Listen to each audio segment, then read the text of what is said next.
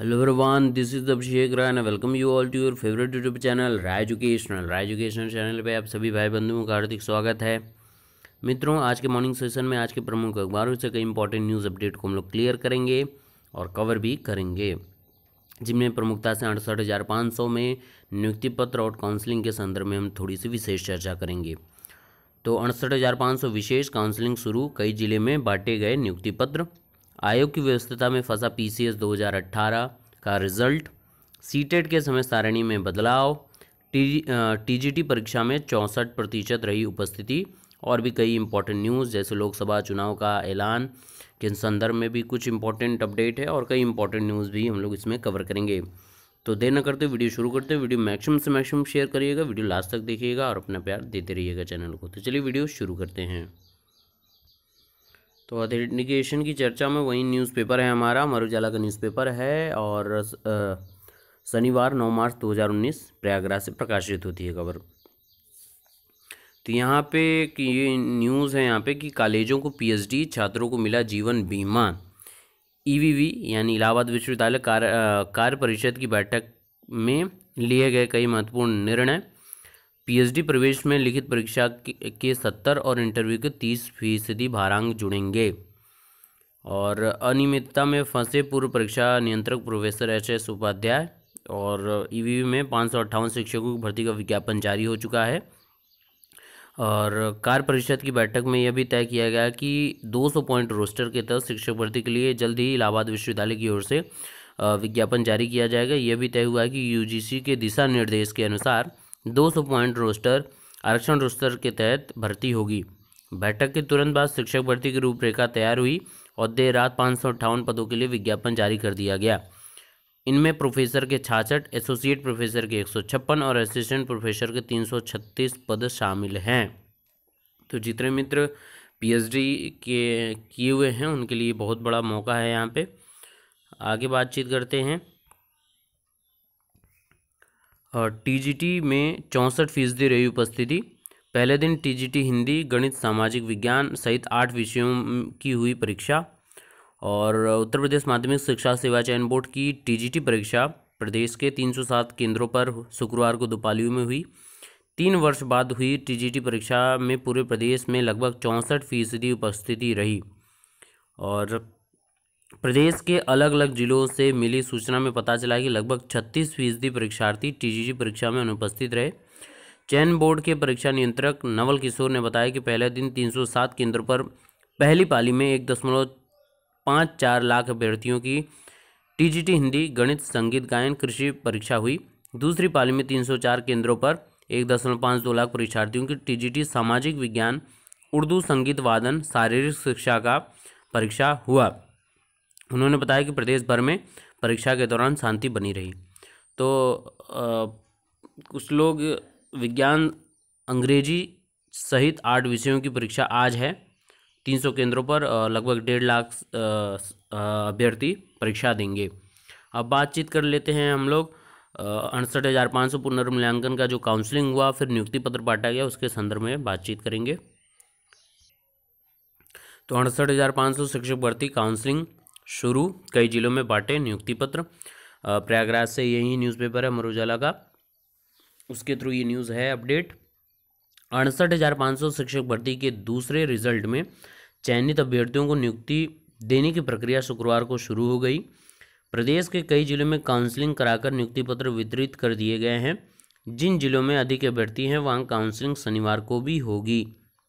इसके बाद चयनितों को स्कूल आवंटित किए जाएंगे। बेसिक शिक्षा परिषद के प्राथमिक स्कूलों में दूसरे रिजल्ट में सफल 4706 अभ्यर्थियों में से 4596 ने ऑनलाइन आवेदन किया था।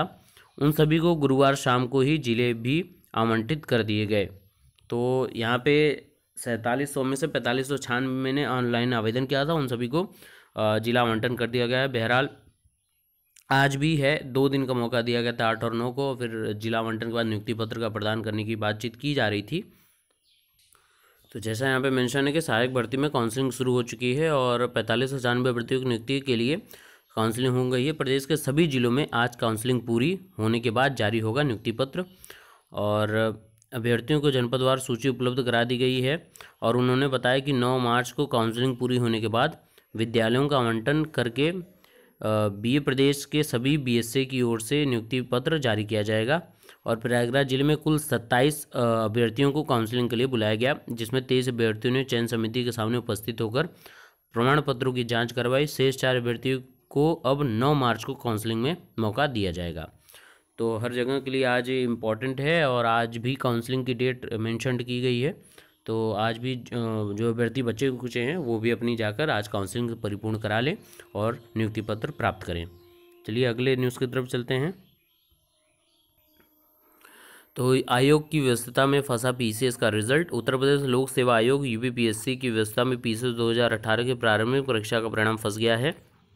आयोग में इन दिनों सहायक अभियंता के पदों पर भर्ती के लिए इंटरव्यू चल रहे हैं। इसके अलावा डेंटल सर्जन की परीक्षा भी होने वाली है। इस बीच आयोग में सीबीआई की सक्रियता भी बढ़ गई है। इसका प्रभाव भी नज़र आने लगा है। वहीं पीसीएस 2018 की प्रारंभिक परीक्षा की ओएमआर को लेकर भी नया विवाद उत्पन्न हो गया है।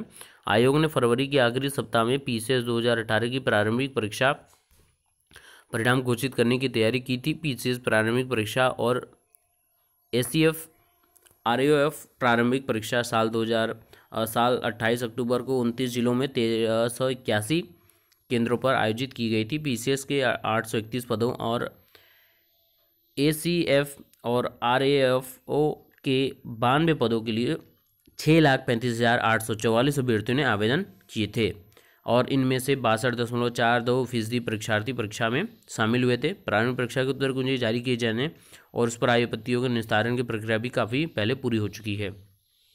तो एक आयोग के ऊपर इतनी ढेर सारी परीक्षाओं का दामोदार दिया जाता है, इतना ज़्यादा बर्डन दिया जाता है, तो कहीं ना कहीं इसको थोड़ा वितरित करके इनका बर्डन कम किया जाए तो इसमें तेज़ी देखी जा सकती है हर परीक्षाओं के रिजल्ट प्रकरण में, इंटरव्यू में और एग्ज़ाम पैटर्न के लागू होने में, परीक्षा कंडक्ट कराने में। तो आयोग के ऊपर बहुत ज़्यादा प्रेशर है।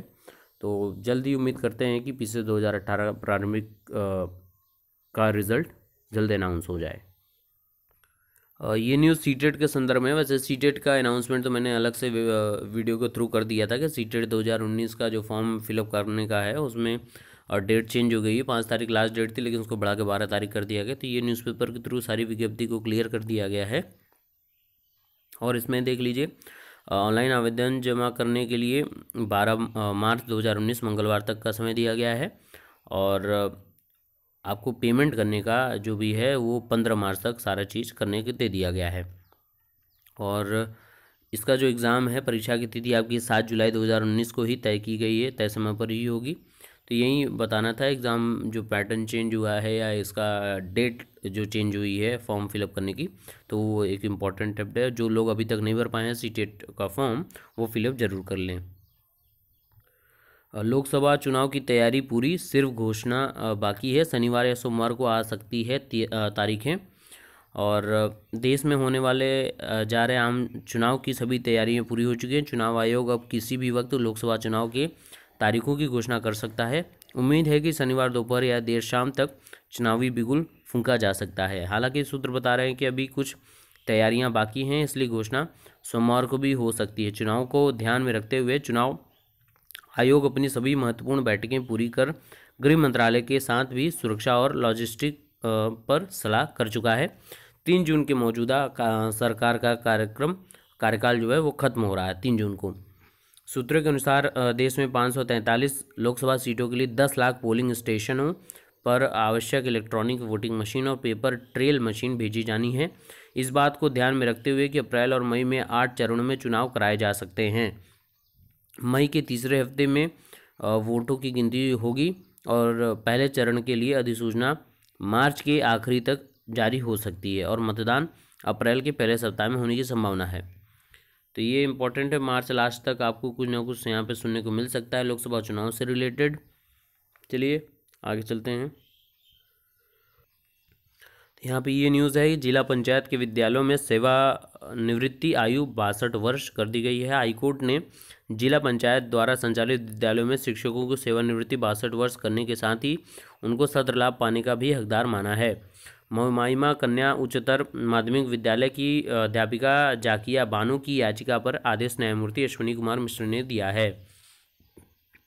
याचिका अधिवक्ता अफजल अहमद और पुनीत खरे का कहना था कि हाईकोर्ट ने ऐसे ही एक मामले में आदेश दिया है कि जिला पंचायत द्वारा संचालित स्कूलों में उत्तर प्रदेश बेसिक शिक्षकों पर लागू होने वाली नियमावली 1978 की लागू होगी। उत्तर प्रदेश बेसिक शिक्षकों की सेवानिवृत्ति आयु 62 वर्ष है।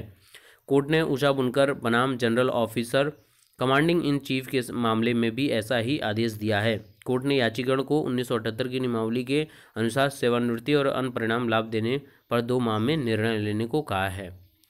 तो ये इम्पॉर्टेंट है और शिक्षा मित्र बंधुओं को भी 62 वर्ष तक बढ़ा दिया गया, 2 साल उम्र सीमा भी बढ़ा दी गई उनके शिक्षण कार्य को, सेवा देने का कार्य को। तो बहुत इंपॉर्टेंट है प्रदेश सरकार का ये फैसला। और यहीं पे बात कर लेता हूँ 69,000 भर्ती से रिलेटेड कि 69,000 भर्ती से काफ़ी कमेंट आ रहे हैं कि आप सर अपडेट नहीं दे रहे 69,000 भर्ती से रिलेटेड।